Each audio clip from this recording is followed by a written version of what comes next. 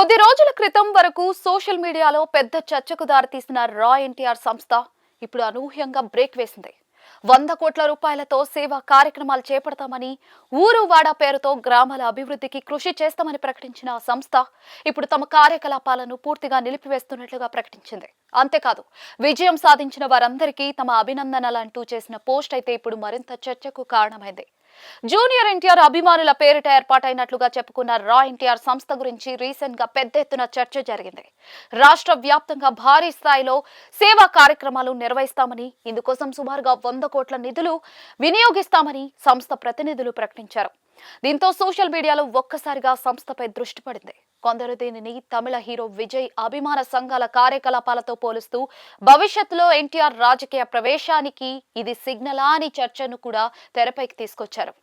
అయితే ఆ ప్రచారానికి ఎన్టీఆర్ కార్యాలయం త్వరగానే చెక్ పెట్టింది. రా ఎన్టీఆర్ సంస్థతో తమకు ఎలాంటి అనుబంధం లేదని, హీరో ఎన్టీఆర్ పేరు, ఇమేజ్ ను ఉపయోగించి ఎవరు వ్యక్తిగత ప్రచారం చేసుకోవద్దని ఆయన పిఆర్ బృందం అయితే స్పష్టం చేసింది. ఇదే సమయంలో అధికారిక అభిమాన సంఘాల నుంచి కూడా ఆ సంస్థపై అభ్యంతరాలు వ్యక్తమయ్యాయి. వివాదం మరింత పెరగడంతో రా ఎన్టీఆర్ ప్రతినిధి సాయి రూప్ మీడియా ముందుకొచ్చారు. తమ ఉద్దేశం పూర్తిగా సామాజిక సేవేనని, గత కొన్నేళ్లుగా సేవా కార్యక్రమాలు నిర్వహిస్తున్నామని ఆయన వివరించారు. అంతేకాకుండా తమను ఎన్టీఆర్ కు దూరం చేసేందుకు కొందరు ప్రయత్నిస్తూ ఉన్నారని ఆరోపించారు. తాము ఎన్నిసార్లు కలవాలని ప్రయత్నించినా కొన్ని వర్గాలు అడ్డుకుంటున్నాయని కూడా పేర్కొన్నారు. అయితే సంస్థ ప్రకటించిన 100 కోట్ల నిధులు ఎక్కడి నుంచి వస్తాయి, వాటిని ఎలా వినియోగిస్తారు వంటి ప్రశ్నలకు స్పష్టమైన సమాధానాలు రాకపోవడంతో సోషల్ మీడియాలో విమర్శలు మరింత పెరిగాయి. మరోవైపు ఎన్టీఆర్ అభిమానుల్లోనూ ఆ వ్యవహారంపై భిన్నాభిప్రాయాలు వ్యక్తమయ్యాయి. ఈ నేపథ్యంలోనే సంస్థపై ఒత్తిడి పెరిగిందనే ప్రచారం సాగుతోంది. ఇదిలా ఉండగా తిరుపతిలో మీడియా సమావేశం నిర్వహించి కేవలం 4 రోజుల వ్యవధిలోనే రా ఎన్టీఆర్ సేవలను నిలిపివేస్తున్నట్లుగా ప్రకటించడం ఇప్పుడు కొత్త డౌట్లను తీసుకొచ్చింది.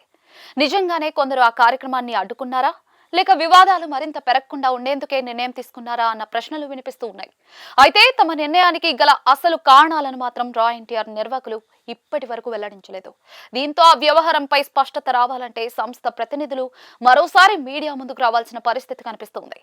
ఏదేమైనా కూడా కొద్ది రోజుల క్రితం వరకు భారీ హామీలతో వార్తల్లో నిలిచిన రా ఎన్టీఆర్ సంస్థ ఇప్పుడు ఒక్క ప్రకటనతోనే తన కార్యకలాపాలకు ముగింపు పలకడం సినీ సోషల్ మీడియా వర్గాల్లో హాట్ టాపిక్ గా మారింది.